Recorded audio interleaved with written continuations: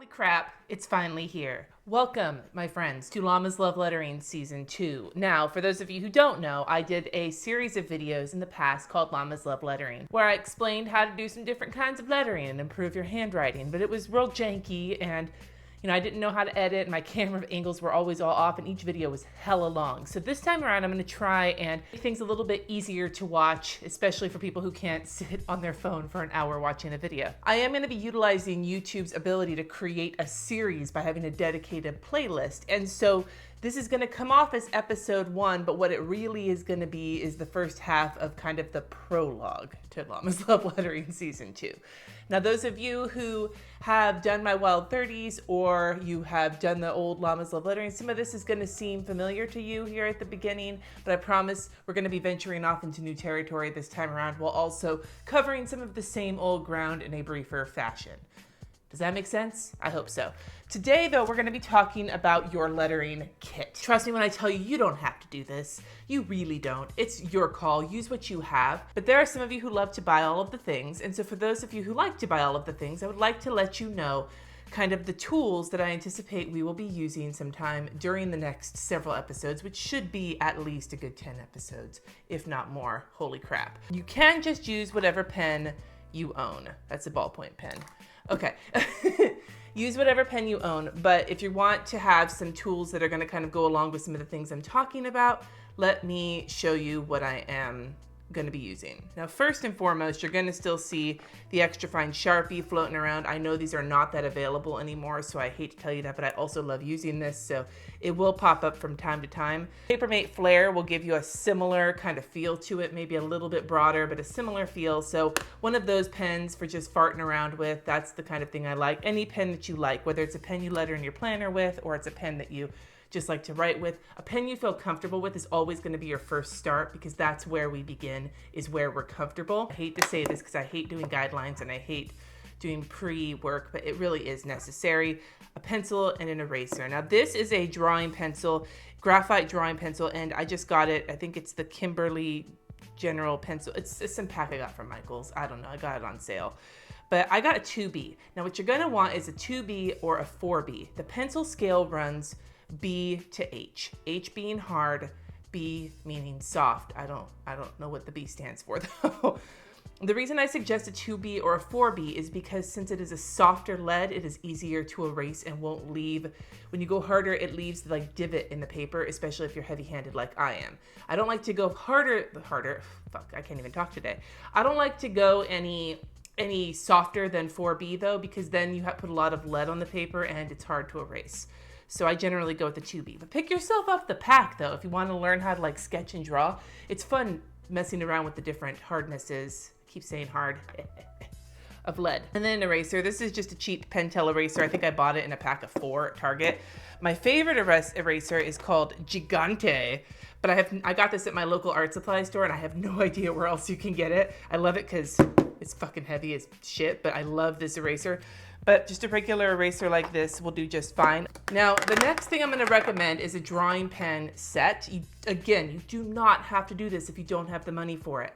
But I will fully recommend having a set of 3 different sizes of nib, because then you have a variety in the heaviness of lines that you're drawing without wrecking your pens. So this is the new Tombow mono drawing pen set. I did a video on these recently, I'll link it.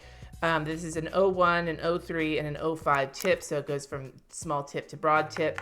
Having these pens will give you a good variety. It doesn't have to be these. You can usually buy a Pigma Micron set. You can buy a Faber-Castell set. Like this is the Pitt Artist pens.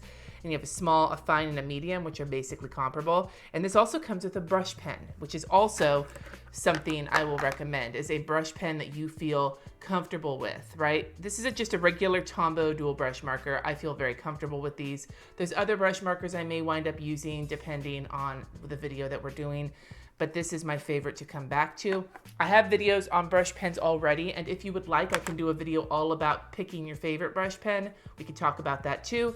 Again, let me know in the comments if you go wild or some of my more recent events. We're going to be messing around with Crayola brush lettering. So having a Crayola marker is going to be handy. These are ass cheap. Like if you can't get a hold of a regular brush pen, just get a pack of these for $2 from Target and you'll be good to go. And if you can, a white pen. Now I recommend the Uniball Signo white pen. It's a gel pen and this is very opaque and amazing.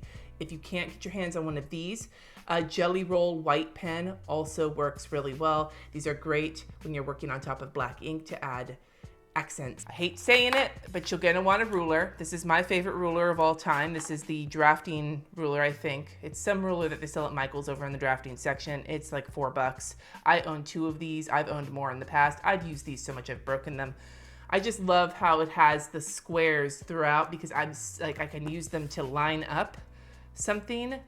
And because I am terrible at seeing a straight line, this ruler is like the greatest thing ever for me. But if you have an Erin Condren planner, they come with a ruler, that works too. People use notebooks to practice in. I've been using this one lately, but I also use other ones. I own about 800 notebooks and I'm sure the rest of you too. Notebooks are a total like personal choice thing. Everybody has their own opinions on them. However, I might suggest to you, for the sake of your own love, is to get graph paper, cheap graph paper, just a pack of it, because you want to burn through this like it's nobody's business to practice. The graph lines help with consistency of sizing. If you get your ass a binder, just a regular ass binder, if you get a binder, you can put the graph paper in it and then you can save the work that you've been doing, even if you hate how it looks, so you can go back and look at it later and see the progress you've made. You don't need to spend too much money on it though. The goal with this graph paper is to go through a lot of it. And then finally, you're gonna want handouts. There's gonna be handouts for these episodes like there were previously. I'm gonna hope to get them on my website, but my website for the last almost year has been being a piece of shit and I need to get down to it and deal with it, but I haven't had time. So that's on my list of projects to do. But if you are on Facebook, starting on Monday the 10th, there will be a Facebook group. It's already there, but right now my patrons are the only ones in it. The Llamas Love Lettering Facebook group, and the handouts will be in there every week when the videos go live. The videos will be going live on Fridays. So if you're in the group, you'll get the worksheet. If you're a patron, you're gonna get the worksheet and the videos ahead of time. So just a little plug. I'm not gonna do the shameless plug noise because I scared a couple people in my last video. If you don't have access to a printer, don't worry about using the handouts, just use the graph paper. I'm gonna show it in a way where you really don't need to worry about the handouts. The handouts are just bonus material. This is the end of the first half of like the kind of opening volleys to this season of Llamas Love Lettering season 2. I'm gonna do a second half next Friday where I'm going to be giving you the second amount of things that you need for this session, which are some truths. I love spilling truth. Truth makes me, I love feeling, maybe I should be a preacher. No, I probably shouldn't be a preacher. But I love telling truths, and next week we are going to be talking about some truths to help you get over some of your fears and some of your insecurities when it comes to learning how to hand letter. So that's coming next week.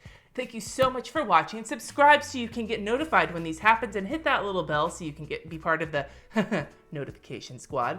And I will see you next time.